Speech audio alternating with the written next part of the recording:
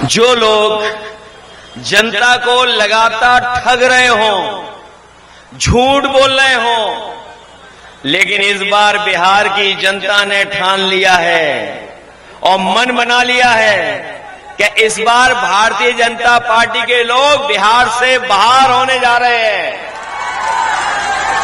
बाहर कर रहे हो उनको कि नहीं? उनके पास बी टीम है, सी टीम है, पी टीम है और हमारे पास वीआईपी है। उनके पास क्या पार्टी है? बी पार्टी है।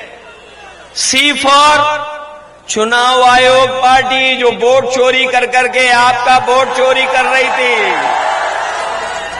और एक नई पार्टी है पी पार्टी। और हमारे आपके पास कौन सी है? मुकेश सहनी जी की वीआईपी पार्टी।